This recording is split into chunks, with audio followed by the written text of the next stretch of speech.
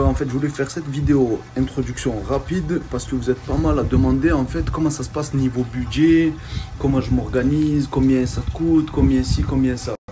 Alors j'attendais un petit peu, ça fait 4 jours, là, ouais, 4 jours je suis arrivé, et en fait j'attendais un petit peu de voir, parce que j'étais déjà venu en 2018, et certaines choses elles ont un petit peu changé, certains prix ont un peu changé, le cours du réal brésilien il est tombé, donc avant il était à 4, j'étais venu en 2018, donc comme je vous ai dit il était à 4, là il est à 6, donc le pouvoir d'achat pour nous, étrangers, il est un peu plus élevé, mais ici, la vie elle est devenue un peu plus chère pour les gens, c'est-à-dire que les prix ont augmenté aussi.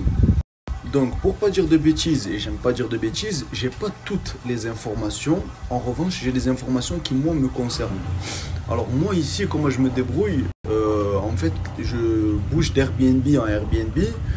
Sinon, c'est les mecs du sport qui ont des contacts qui te présentent. Oui, tu peux aller chez Intel. Voilà, on est des gens du sport, ils nous connaissent, ils nous font un prix.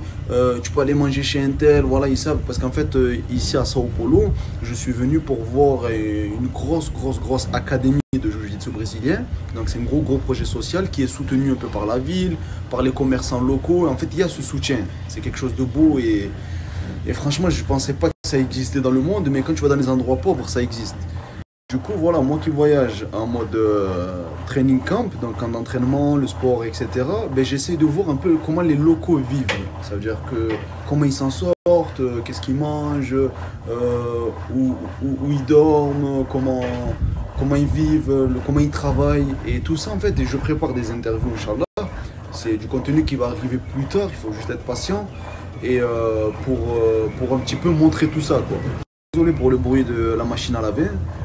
Alors là où j'en étais, donc en fait ici c'est compliqué d'avoir l'avis des gens parce qu'en fait les gens ici j'ai l'impression ils vivent un peu en mode sous-marin quoi, tu vois, ça veut dire que le soir ils sortent pas trop, en fait la journée tu vois des gens mais c'est compliqué en fait de parler avec eux parce qu'en fait je suis dans un secteur, elle va repartir, eh oui c'est l'aventure, c'est comme ça.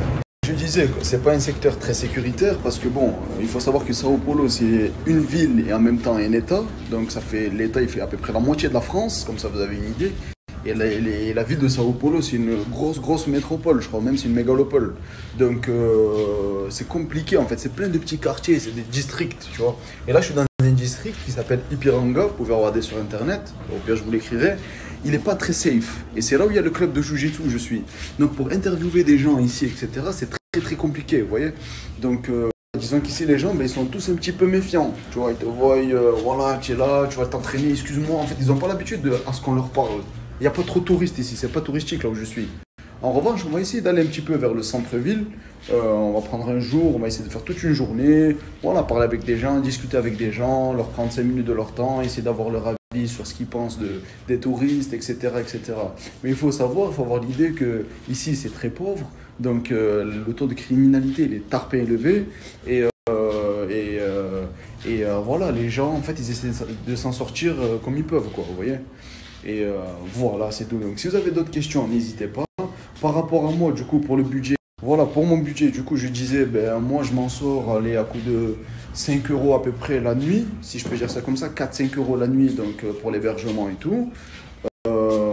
Niveau nourriture, allez, je suis allé, si je m'estime heureux, genre bien, pourtant Dieu seul sait, les frérots, vous savez, je mange, et je suis allé à 15 balles par jour, et franchement, ça va, quoi, allez, 10-15 balles par jour.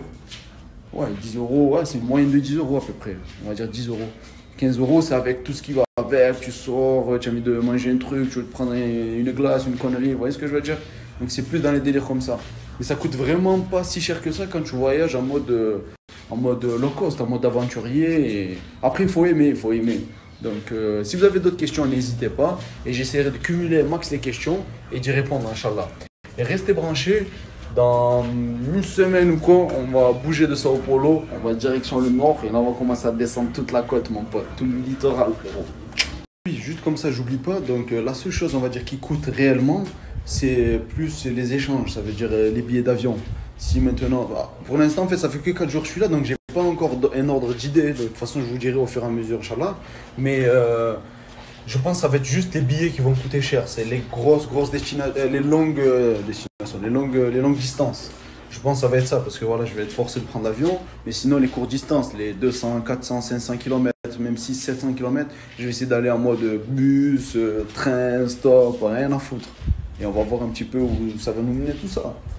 Voilà, donc on essaye, on va voir. De toute façon, il n'y a pas mort d'homme. Hein. Et puis, ben, si c'est la fin, c'est écrit, frérot. Ouais, tout simplement, mon pote. Hein. Voilà, bon, aujourd'hui, il fait pas très très beau. Voilà, Sao Paulo, c'est connu un peu pour la grisaille, tu vois, il fait gris.